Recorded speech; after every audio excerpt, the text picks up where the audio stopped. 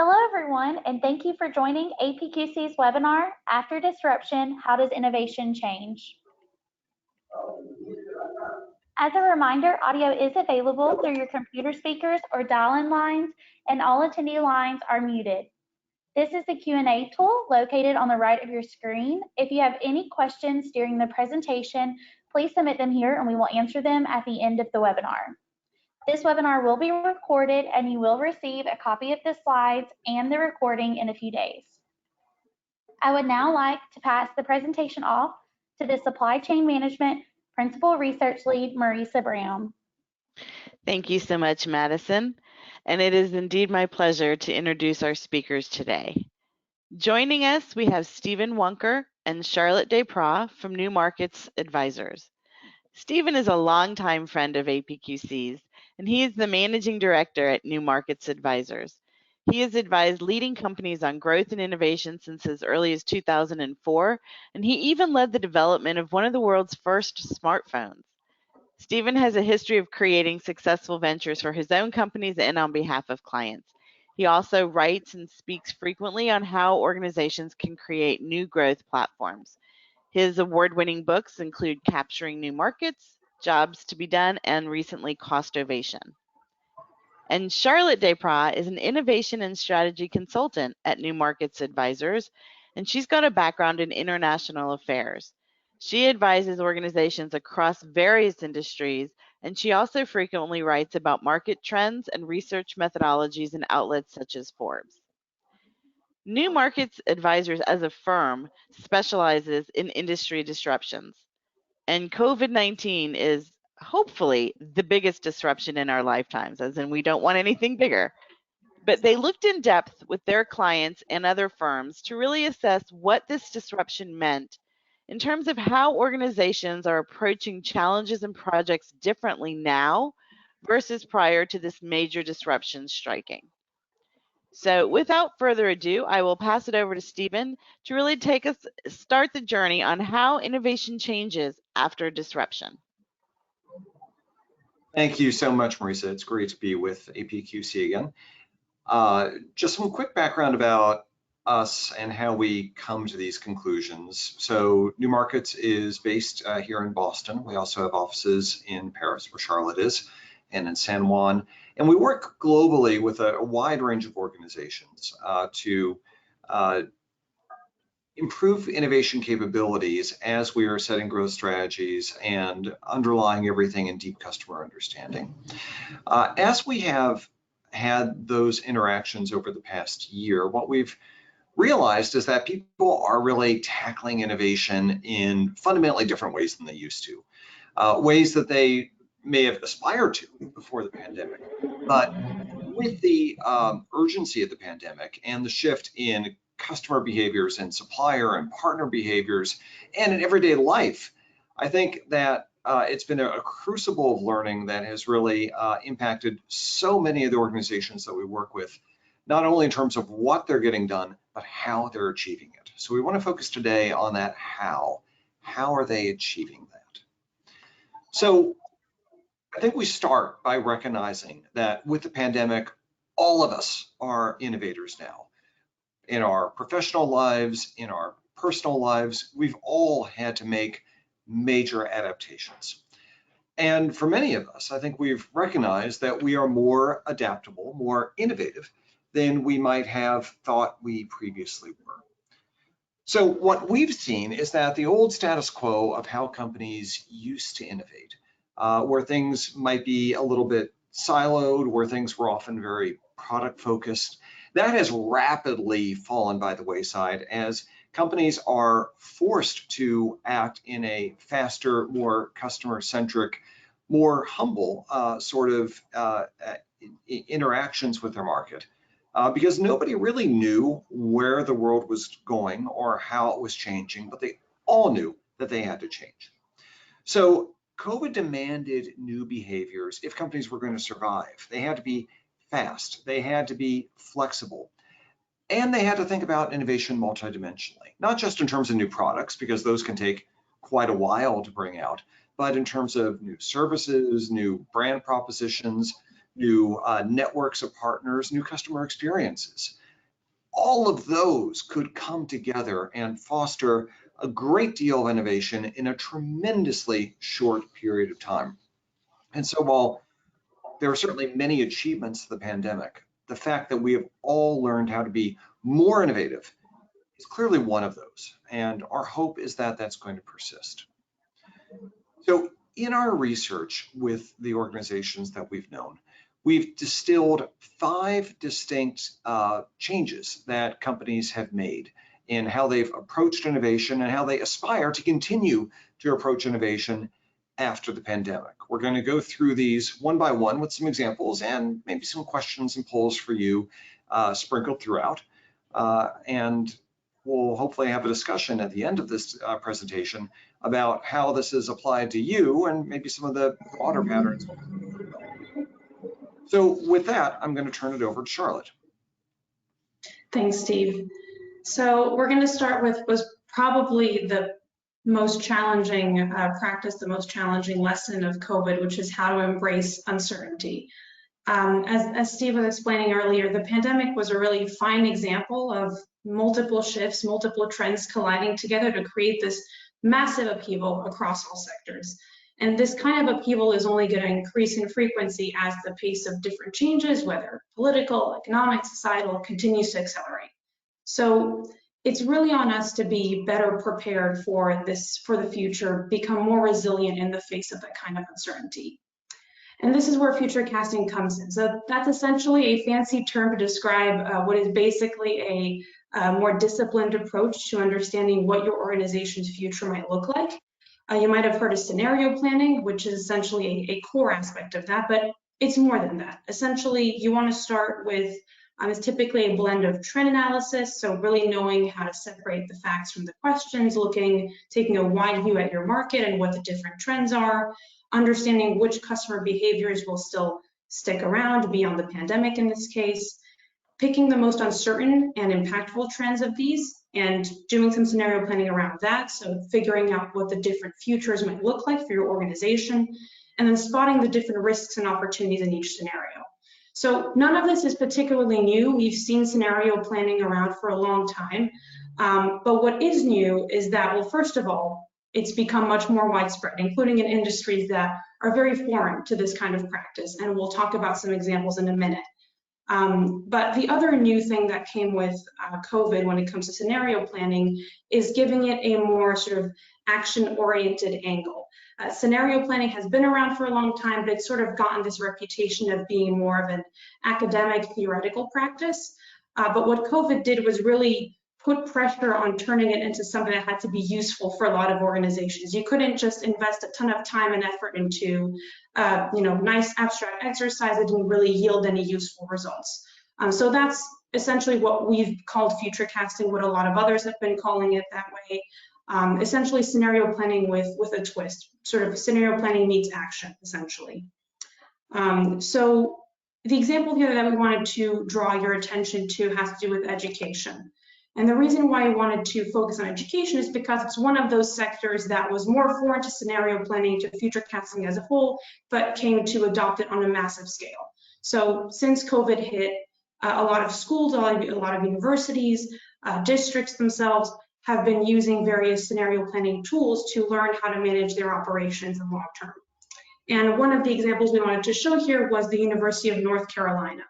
The reason we chose them was because, again, they're not the only ones doing this, but they were definitely among the most vocal early on in the pandemic about their scenario planning techniques. As early as in March 2020, they published their thinking around how they were using scenario planning to manage their finances. And the way they did this was by picking 2 variables. In their case, it was the number of students living on campus and the negative revenue impact. And using those 2 variables, sort of like a grid, like 2 axes crossing each other to form this matrix where you could see 4 different scenarios. And the interesting thing about this example around the University of North Carolina is that each scenario was tied to very clear action items around budget, around investment, around opportunity areas.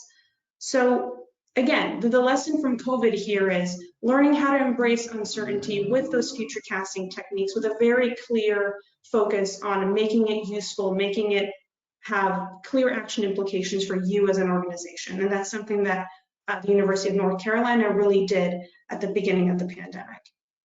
So, Charlotte, scenario planning has been around since the 1960s. And a lot of companies have tried it, and public organizations too, but there have been a whole lot of pitfalls along the way. I wonder if you could point out a handful of those and talk through how you can actually make scenario planning a whole lot more actionable than it's often been. No, absolutely, and there are definitely a lot of them. Scenario planning is much easier said than done. So, talking to different clients that we've worked with around scenario planning, one of the key obstacles we find is that often clients have difficulty focusing on the long term. They sort of get lost in the more immediate term, focusing on immediate trends, which means that they miss out on key opportunities that might lie ahead. So that's a very common obstacle that we find. Another common pitfall is executives losing that strategic focus by thinking more in terms of individual projects or individual ideas rather than the overall portfolio. When you're doing this kind of work, especially in the early stages of trend analysis, it's very easy to get lost in the weeds and lose sight of the bigger picture. So what you want to do is constantly refer yourself back to what does my overall investment portfolio look like? What does my overall portfolio of ideas and opportunities look like? And really make sure that it aligns with your strategic vision, which we'll talk about in a moment as well. And then the third pitfall that I want to mention here, again, among many others, but for the purpose of this conversation, the third pitfall here is often companies fail to gather diverse enough perspectives, which means that they often fail to have a really complete understanding of their own context. So what we mean by diverse perspective is really getting both the leadership's angle on things as well as boots on the ground, or sort of different inputs across different divisions, different units, different stakeholders as well, beyond just your core customers. It could be regulators, it could be, again, sort of different suppliers as well in the process. Really making sure that you have that full context before you decide what trends to focus on. So to answer your question, those are really some of the most common pitfalls that we find in our work with clients. I've seen some people sort of conflate scenarios with trends, and they're different, right? There are some trends that AI is clearly a trend. We know that is going to happen. Whether autonomous vehicles really take off and we all just do our own personal business instead of drive to work, that is a scenario. There's a lot more uncertainty about that. So disentangling that enables you to focus on what's certain and then have maybe smaller zones of uncertainty. Still important uncertainties, but it's more tractable to deal with. Right, and that's probably one of the reasons why scenario planning has this reputation of being this sort of like daunting task. Like you think of all these different trends coming together and sort of, a sort of master plan of all this data coming together. And to some extent that's true, but you definitely have some self-selecting and sort of prioritizing at the end to really focus on both the most uncertain and the most impactful trends.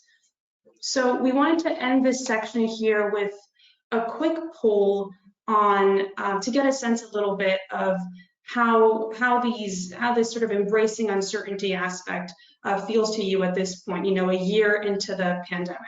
So on a scale of 1 to 5, could you tell us, all the different attendees here, how confident do you feel in your organization's assumptions about the future, both explicit and implicit? Thinking about how your organization currently views the different risks and opportunities ahead. How accurate, or how much faith do you have in your organization being accurate about that? So we'll give a little moment to answer that question. Again, with 1 being not at all confident, 5 being extremely confident. How confident do you feel in those assumptions about the future?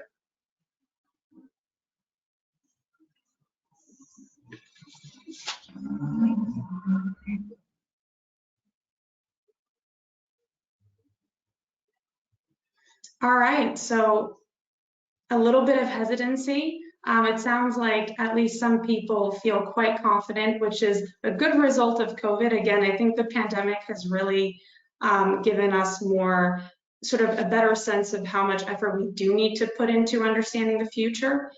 So that's encouraging, but again, a lot of hesitancy. And the key here, as with any of those practices, is making sure that you continue to pressure test those assumptions well after COVID. Just because COVID no longer is in the picture doesn't mean that you shouldn't be thinking about what lies ahead and having sort of different systems set in place to do that. So definitely keeping the momentum going well after the pandemic. Particularly with those implicit assumptions, right? It's easy if you have an explicit assumption, and particularly if that's a quantifiable assumption, to test that. But those implicit assumptions can be incredibly powerful. But because you don't really talk about it, it's very insidious in how it affects decision making. And when the world can decouple from what you've long assumed, it can often take a while to even call that out because you just never talk about it. Yes, and that's especially relevant, I think, for a particularly slow-moving or slower-moving relatively industries. You know, thinking about some of the projects we've done in healthcare and other highly regulated markets, where it's easy to sort of stay set into some implicit assumptions as well. So moving on to the next practice that we found to have widespread use during the pandemic is this concept of innovation with a purpose. So innovation is a means to an end, and that end should be very clearly defined for innovation to be effective in any sort of way, right? But the fact is, before COVID, a lot of organizations could get by without really asking themselves difficult questions like, should we be focusing on cutting costs, on raising prices, on attracting new customers? What amount of risk are we willing to take? What should be the time frame for these innovations? You could survive depending on your context, right? You could easily survive, maybe not thrive, but certainly survive fairly well without really asking yourself these tough questions. But what COVID did was really force a lot of organizations to adjust quickly if they wanted to survive in the immediate term. You could no longer innovate for the sake of innovating. You had to have a clear objective and clear guidelines to power those efforts. So for many organizations, that meant focusing on new business models and new customer engagement or new forms of customer engagement rather than new product introductions. And that makes sense because we didn't necessarily have the resources to think about what new products and services to launch. We sort of had to work with what we had. But that's a clear enough objective. You know, it's very broad, but at least it's clear, and you can focus on doing that. You have the sense of what your innovation mandate is: new customer engagement forms and new business models. But again, as with all these other different practices that we're talking about, the trick here is to make sure that you continue to lead those innovation efforts with a clear purpose in mind well after the pandemic. Just because COVID is no longer in the picture doesn't mean that innovation shouldn't have a clear purpose. And so the example we wanted to use here is digital transformation or digital innovation in the arts. So the arts and culture space, for a very long time now, for many years, has tried to innovate, especially using more virtual tools for a long time. But much like innovation, institutions in the arts and culture space for a long time were tempted to use technology or different virtual methods for the sake of it, which meant that the result was you had a lot of arts and culture experiences which seemed sleek, seemed modern, were very tech-driven, but didn't necessarily add that much value to the end visitor, the end audience's experience. And so what COVID did in the arts space, as well as in other industries, was force a lot of institutions to focus on innovating for a clear purpose, not just for the sake of it, or leveraging technology, not just for the sake of leveraging tech, but actually serving a clear purpose. And in the arts, that purpose was, given the constraints that COVID imposed on a lot of museums, aquariums, botanical gardens, foundations, basically rethinking their offering for an audience that was now stuck at home, that couldn't go to their performances, their shows, their exhibits in person. So the example here we wanted to show you is from the theater space.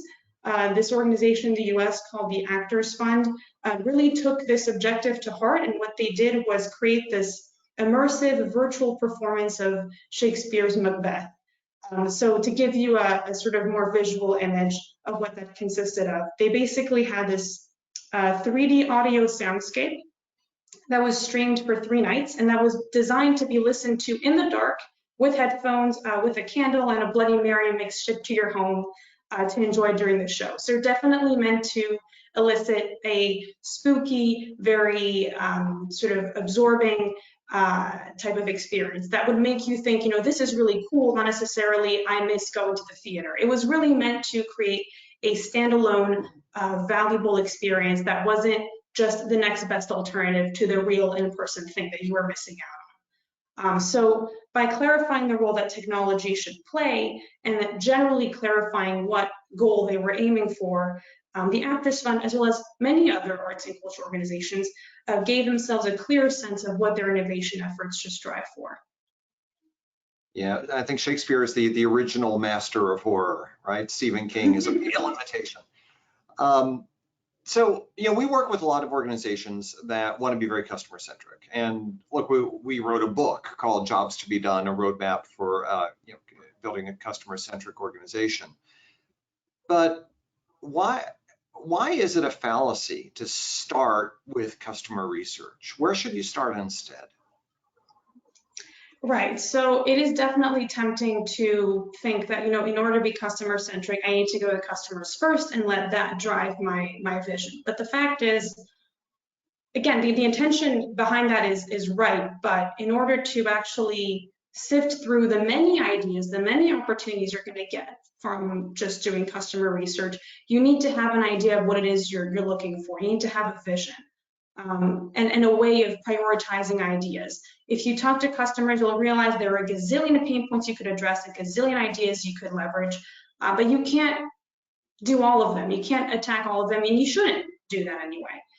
So in order to guide your efforts and help you select what ideas to move forward with, you have to have an overarching vision of what you're trying to go for. And then, sort of in tandem with that, you also need some sort of strategic coherence between the ideas you're selecting. When you think about the most successful companies or the companies that are most successful at achieving their vision, they often have more than one trick up their sleeve. I mean, whether it's, a retail bank trying to attract a certain demographic or an arts and culture organization trying to create a certain experience, they're doing it in more than one way. So you need to have these different ideas, these different opportunities, weave a relatively coherent strategy, and that's only possible if you have an idea of what that overall strategy is. So definitely you need to work on that strategic vision before you start going to customers and figuring out how can I implement that in a way that's truly feasible because it's customer centric. The world's full of ideas, right? I mean, I'm sure if we could go in the future, 20 years from now, and look back on today, we'd be smacking our forehead and saying, I can't believe people were doing all that stupid stuff back then. The world is so much better now. But we're not going to jump to that point. We need to figure out what do you concentrate on first. There has to be some sort of roadmap. So 100% agree. Research is really important, but if it's not rooted in strategy, you're just going to spin wheels. Exactly, and that's definitely something that we come across a lot working with both the strategy and the market research side of different businesses. So definitely a key question to keep in mind. So moving on to the third practice that we wanted to touch on from the pandemic. One of the things that COVID-19 taught us is that innovation doesn't, and it really shouldn't, just be about products. When people think about innovation, it's very tempting to think about shiny new products being released in a sort of Silicon Valley type of way, whether it's new devices, new types of software, that kind of thing. But the fact is that's really only a small part of what innovation can achieve.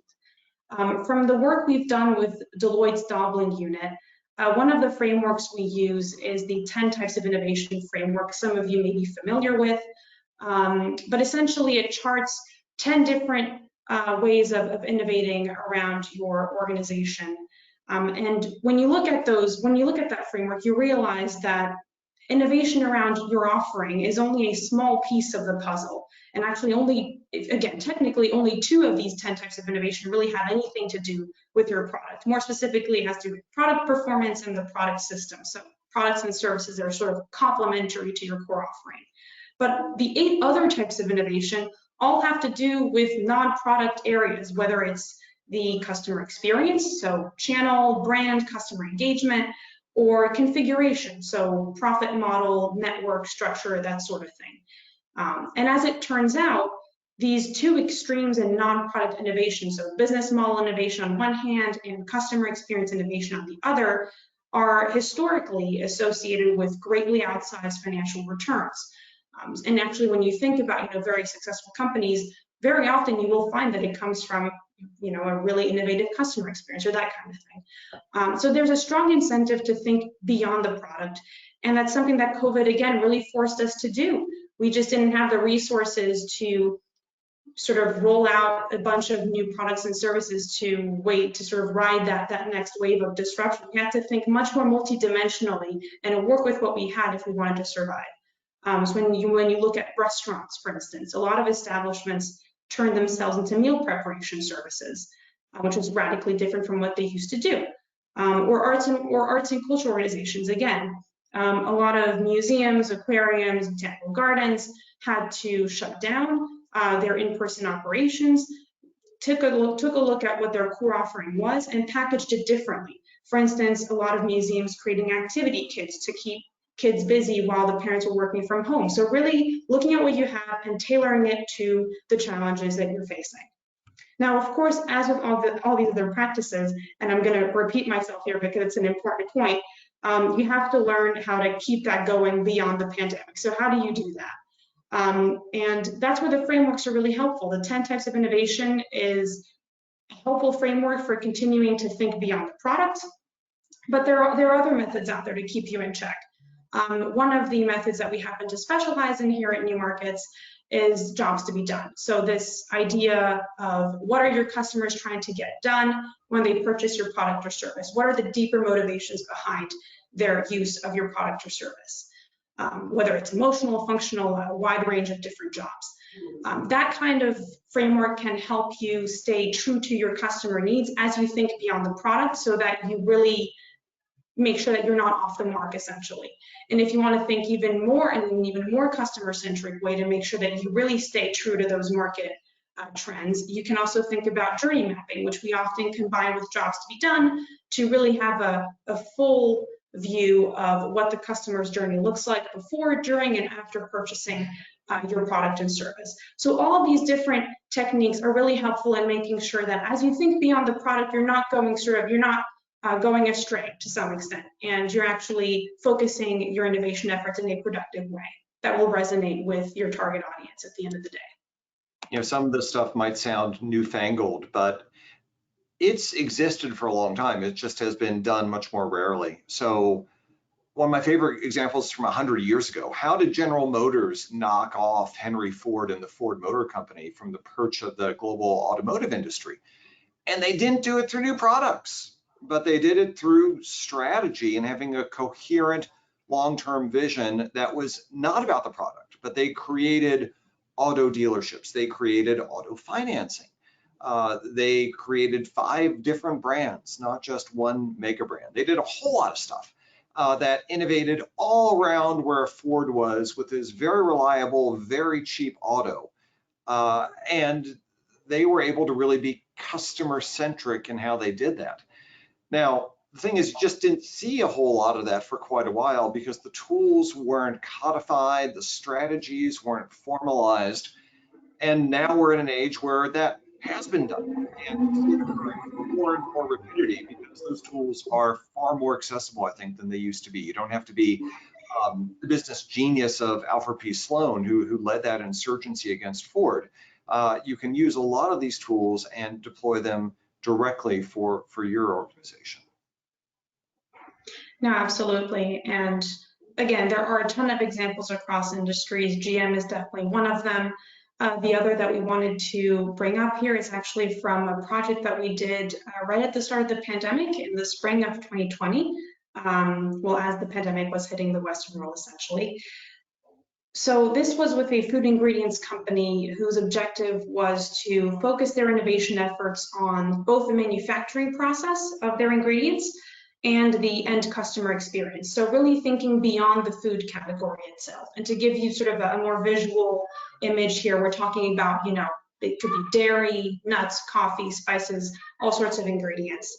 And what we did was basically after a series of workshops with key stakeholders at the company, we helped them establish what we call centers of excellence, which you can sort of think of as innovation labs for basically bringing in the different business units, whether it's dairy or coffee or spices, to think together about areas that are sort of shared across the units, whether it's packaging, whether it's different formulations for the same ingredient. So really thinking in a more cross-functional way.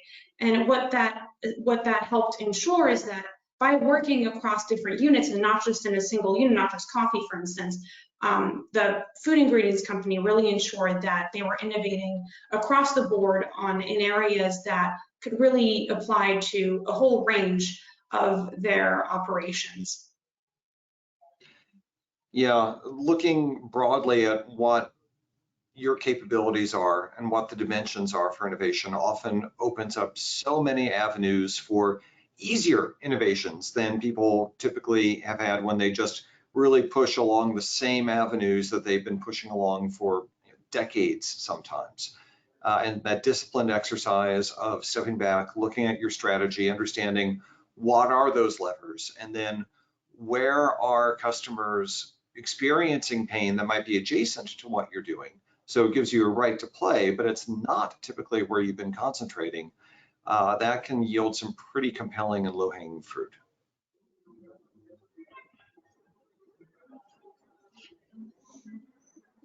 So I am going to then walk you through, oops, not Twitter fleets quite yet, but walk you through experimentation as the fourth area that we found.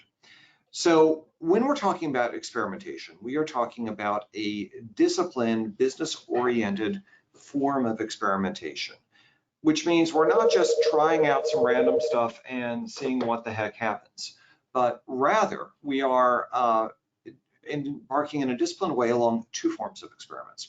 The first is having very specific hypotheses that you are trying to test. Often data points about a venture that you're trying to understand, well, if we do this, what's the impact? If we do that, what's the impact? So you can compare very discrete options along well-defined dimensions with clear hypotheses. And then the second is a more integrated sort of experiment where you're looking holistically at new propositions and trying to find out what don't you know you don't know. Particularly in an age of disruption, where we all have to have a degree of humility and realize that the world is changing very fast and in ways we may not have always expected. Having those small scale but fast moving experiments to find the unknowns are often extremely high return on learning sort of episodes, where for a little bit of investment, you get a lot of learning that benefits the broader organization.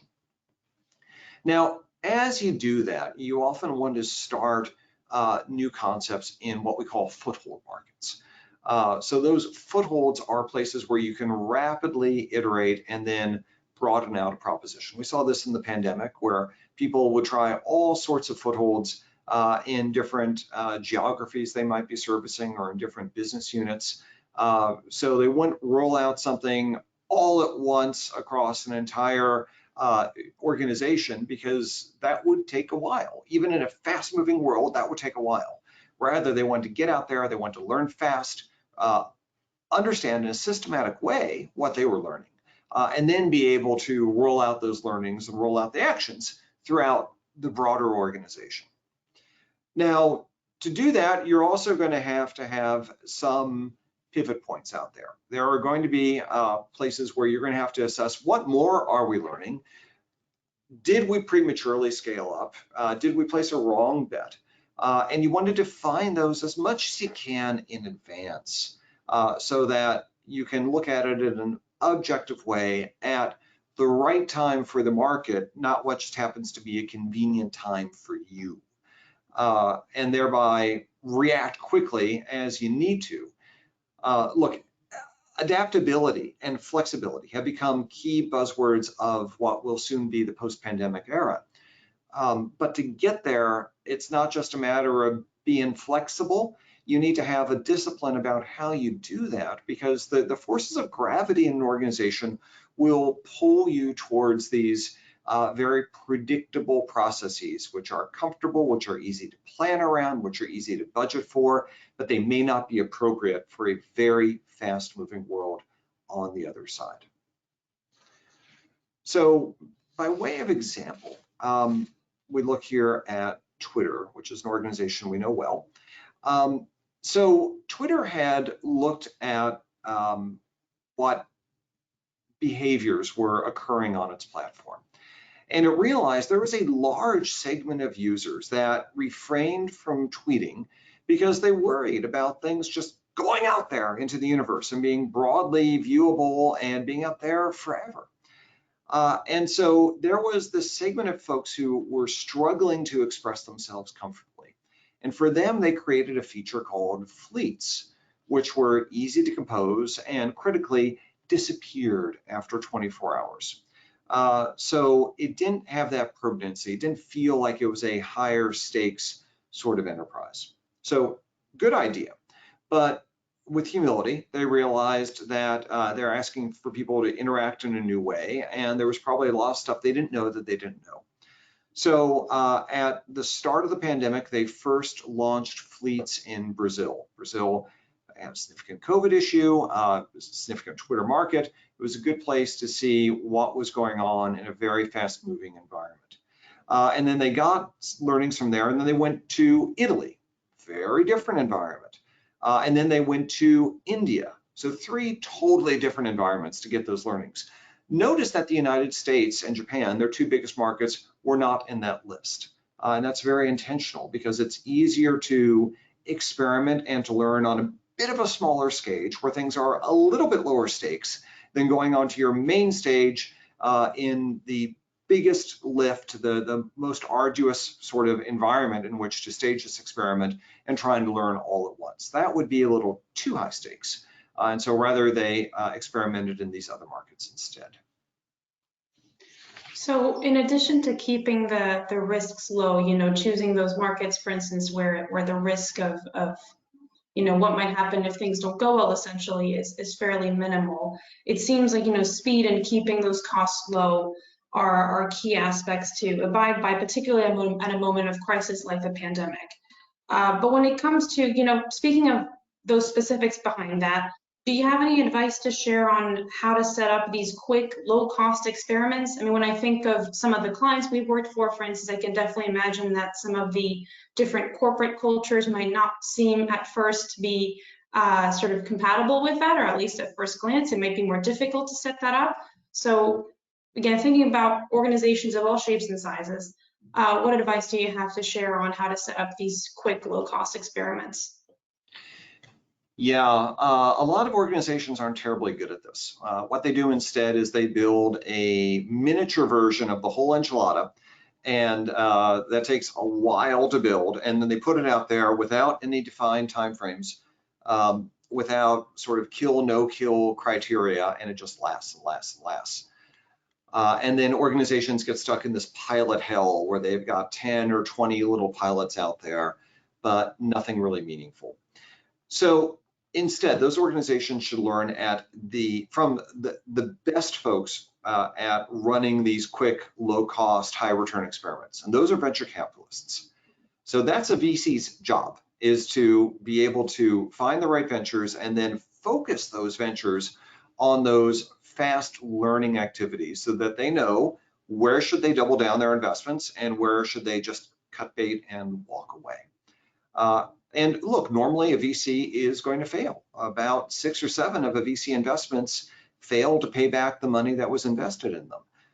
And yet their successes more than compensate for those other ones, because when they fail very fast and cheaply. So what does a VC do? They disaggregate the risks and they look at, broadly speaking, you could say 3 different types. There are those deal killers. If this thing doesn't work out, then the whole idea is dead, dead, dead. So then you have to invest what you can in a hopefully very scrappy way to take those deal killer risks off the table. Secondly, are those path dependent sort of risks. Are we able to sell this thing direct, or is it going to have to go through a third-party sales channel? You're going to have to sort of cast your lot with one or the other at some point pretty soon. And so you want to be able to take that risk off the table because it's going to govern a lot of the future relationships and the economics in the venture, for instance. And then thirdly are those easy win, high return on investment sort of investments that enable you for fairly low stakes to take some critical uncertainty off the table. That doesn't mean doing everything, and it doesn't mean putting in every single variable, but it's really about the focus and the categorization. That's what is the key discipline of a really good venture capitalist. No, definitely, and we've definitely seen both extremes in our work. Sort of on the one hand, all those zombie projects that different clients have difficulty dealing with, and then on the other hand, ideas that people get excited about, but therefore may not be as lucid when it comes to identifying those risks, whether it's path dependent or deal breaker, that sort of thing. So definitely on both sides, very well, tricky to implement in real life, but a few lessons from VC to follow there.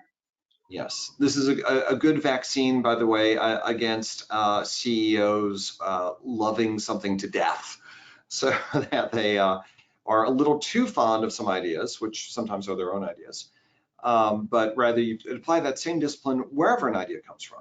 And so you can really look at it far more dispassionately than just starting to scale it up, because some senior level sponsors are quite fond of it. So we have another poll question here for you. On a scale of 1 to 5, how confident are you in your organization's ability to conduct these rapid learning experiments?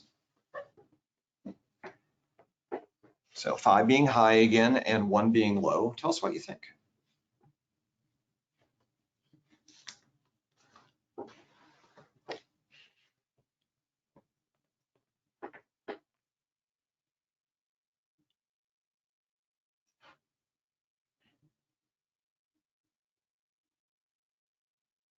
Ooh, not very good. Although honestly, I'm not terribly surprised. A lot of organizations think that they really struggle at this. Look, folks, one of the greatest scientific achievements in human history was not an invention of a thing per se, but it was the creation of the scientific method. And that has created enormous progress. And yet, for some reason, we tend to leave it in the science lab, and we don't bring it into an organization to run on operations or new ventures or whatever it might be. There's no law that says it has to stay in the science lab. So what we're doing here is suggesting an adaptation of the scientific method to make it very organizationally appropriate. It really does work. All right, so number 5, the last of the major changes that we've seen is learning by doing. Look, we didn't have time for classroom instruction and innovation practices when the pandemic hit. We had to all get out there and do it. And we have found that when you give people the methods that they need and then push them forwards, maybe with a little bit of light coaching, they're able to really do remarkable things. Now, that doesn't mean it's going to be perfect. In military terms, you can think about a couple of different sort of environments. I had a friend once who worked on a nuclear submarine as a Navy officer, and he said he didn't want anybody doing anything creative on him on the nuclear submarine. So yeah, fair enough. There you need complete operational perfection, and there are parts of business that are like that. But a lot of it is like the Marines, where they have a mantra that if you're 80% certain, you go. And certainly in the pandemic, a lot of us were in the Marines. If we were 80% certain, we did it. And I think we built confidence in our innovation capabilities and our ability to move very quickly as we embraced those sorts of practices. As you do that, though, you do want to have periodic checkpoints where you discuss your methods being used, where you don't just look at project progress, but you look at learnings along the way. What do people do? What were the surprises that they had? What have you learned for the future? I think it's pretty commonly agreed that we are moving into an age where change is going to be more and more rapid. And certainly the changes of the pandemic have not fully played themselves out so far. So a lot of change is coming. If we don't have those disciplines, we really risk making some pretty big mistakes, either rooting ourselves in the behaviors of the past or making these large, sometimes implicit assumptions about the future, which might be quite misguided. So you need those checkpoints in process to make sure that that doesn't happen to you. So we worked, for instance, with a large US regional bank that had done a whole lot of pilots, and then what they wanted to do was use these innovation processes in the bank. But it wasn't just classroom learning. They gave people, small teams of 4 or 5 people, a mandate in particular areas, and they said, use these processes to go find opportunities. And don't just give me an idea, vet it out, figure out not just the desirability of it, but the feasibility of it in terms of the operational processes and sometimes the regulations that have to be cleared, and then the viability of it financially. Can this really make us some money? And they gave them a very short time frame of 2.5 months to get this done. And you know what? They did, because they had a clear process, they had a clear time frame, they had a clear mandate, and action happened. And these people became a lot more confident in their innovation capabilities. So if you can give people a little bit of structure, it's remarkable what they can ultimately achieve. Right, and in addition to that, that confidence aspect, there's also an important governance piece that comes with the sort of the learning by doing process. So, it's not just about teaching people how to be confident in their innovation skills, but also learning how to be confident in learning how to innovate with each other. When it comes to especially certain corporate cultures, where you've got a lot of internal politics, a lot of concern around overstepping boundaries or stepping on each other's toes, it's important that people feel like they're playing the role they're supposed to be. So we wanted to wrap this up, having gone through these different practices here, with a quick final poll about which of these 5 practices are you most concerned about implementing or upholding post-pandemic, depending on whether you've already done these within your organization. So would love to hear your thoughts about this. Definitely some of these may be trickier for you than others, so feel free to respond to the poll here, and we'll comment on the results.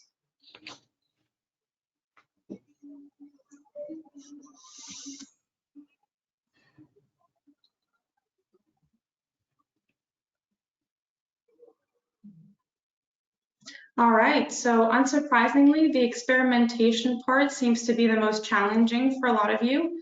Again, it's the kind of thing that, especially when you think about a lot of corporate cultures, is very difficult to set up.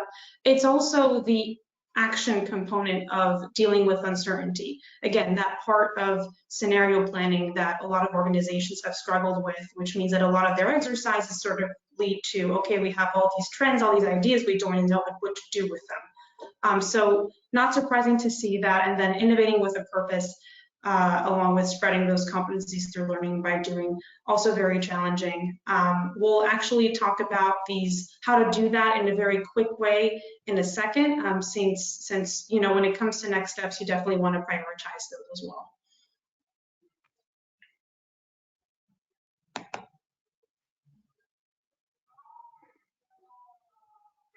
All right, so again, we've talked about a lot of different ways of different practices that you want to implement and or uphold post-pandemic. But when it comes to just getting started, what are the key steps that you can start working on? Well, the first thing you want to do is start your future casting now. This could take eons. Again, it could be an endless exercise. It doesn't have to be. You can take 2 to 3 months to generate a few potential futures in a rigorous way, looking at those high-level trends and distilling to the most uncertain, the most impactful ones, to see what those alternative futures might look like, and then work your way backwards to what steps you can take to address the risks and opportunities in each. So that's the first thing. The second step you can do is building your innovation strategy. And what that means essentially is precisely what we were talking about earlier with the poll, which is to set yourself a clear objective and clear guidelines for your innovation efforts. You want to know what types of innovation to prioritize, how offensive versus defensive you want to be, what strategic imperatives should underlie these innovations, whether it's expanding to adjacent markets or premiumizing or other kinds of imperatives. what kind of investment you're willing to make, what the expected failure and redirection rate should be, what the time frame should be for realizing your goals. Those are all objectives and guidelines that should really be set up from the get-go so that your innovation efforts are heading in a productive direction as opposed to going in all sorts of different directions. And then the third step you want to take is determining your success metrics. If you don't measure your efforts carefully, they may wane over time as urgent priorities inevitably arise. You're going to have many fires to put out over time, so you want to be very clear about what criteria your ideas should abide by so that you never lose sight of the general objective. Again, it goes hand in hand with building your innovation strategy. You want to be clear about what is you're aiming for and therefore what criteria your ideas should meet in order to move forward.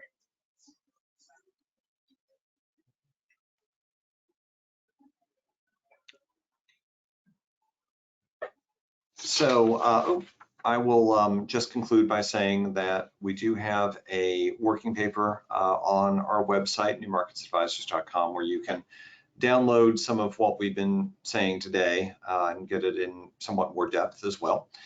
But I also want to underscore that it's very easy to look at the difficulties of the pandemic, and certainly there were many, and many tragedies. However, there was also a lot of success, not just in the public response to the pandemic, but in how so many organizations and individuals learned to adapt, learned how to innovate. Across the sweep of human history, we might look on 2020 as being the one single year when, for the average human out there, the world changed the most. And we dealt with it. And we sometimes dealt with it actually pretty well. So let's not leave that behind. Let's not just forget this whole episode, but let's remember what we could achieve and the specific ways that we did achieve those things and carry that forward into the future. So with that, we're happy to take your questions. Thank you, Stephen and Charlotte.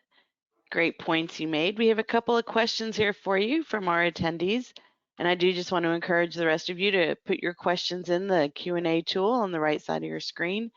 But the first question we have is, and you actually alluded to this, that there are other urgent fires and crises and things that will emerge as time goes on. What's going to keep people and their companies from wanting to go right back to the way things were, business as usual? Charlotte, do you want to take that? Yeah, no, absolutely. I mean, there are definitely, a couple of somewhat self-evident answers here. I mean, the first one is that COVID-19 didn't just create entirely new trends, it accelerated pre-existing ones. The switch to telehealth and remote B2B sales, I mean, these were all trends prior to the pandemic. The COVID just simply catalyzed them, right? So in that sense, it's not like we were moving against the tide. COVID-19 very much was just accelerating those. So that's one reason why a lot of people might not go back to business as usual. The other one is that both for customers but also for businesses, COVID showed that a lot of things could be done in simpler ways, in more cost-effective ways. Again, using the B2B sales model example, a lot of companies realized they could achieve the same number of target contacts or the same amount of reach with fewer field reps, just leveraging more cost-effective virtual methods. So these different trends sort of, I think, will definitely point to people not necessarily going back to business as usual, but very much trying to leverage the opportunities that did arise from COVID alongside the tragedies that we saw. Okay, fair enough. There were definitely gains made. We did get a request for a link to your working paper, and I do want to reassure everyone who is attending this webinar that you will receive a link to that paper following today's presentation. Another question that's come in is, what surprised you the most about how companies and leaders handled the pandemic? I'll take that. People took this in stride, there are a lot of pre-pandemic times when I think people could get very worked up over what were really recently trivial issues, but here we had a really major issue, and yet folks were clear-headed, and they were thinking near term, but they were also thinking medium and long term about what this means for their industry, what this means for their business, for their organization, how they work. And they started thinking about these bigger issues that may have been bubbling on the surface for a while, but were easy to ignore with the near-term fires that have to be put out. So I guess what was most surprising is here, this wasn't a little fire, this was a humongous fire, and yet that concentrated minds on the big issues as well as the small. Sounds good. And I think we've got time probably for one more question here. And so this person's question was, you shared some proven practices. What do you think is still left for most organizations to learn? Right. Well, when we look at those different practices that we just went through, I think one of the most challenging ones that people have yet to systematize to some extent is having a system in place to be flexible over time and adjust accordingly. Obviously, there's still a lot of anxiety around uncertainty, but people have to remember that the goal here is not to predict a fixed future. It's about making a series of judgment calls over time based on an evolving set of information. So really, it's about having a plan, a vision with different options and checking in regularly but seriously with these options and making adjustments accordingly. So when it comes to what's left to do, I feel like that's one of the biggest hurdles here, sort of solidifying some of the practices we've seen with embracing uncertainty, but this time with a much wider set of possible disruptions, not just COVID, but a lot of different things that could happen. And obviously, along with that, figuring out how much effort, time, employees, money to invest in immediate plans, especially as people come out of COVID and start to recover, versus exploring future options. You want to sort of strike a balance. I think a lot of people have realized they were probably not putting enough time and effort into it, but now you have to sort of, as opportunities arise in the very immediate term, how do you strike that balance? Yeah, I would urge the attendees to step back and think about their own organizations, about what did they do that was different with regard to innovation. And you can ask others in the organization their views, but push beyond remote work and hybrid work, because you know that, right?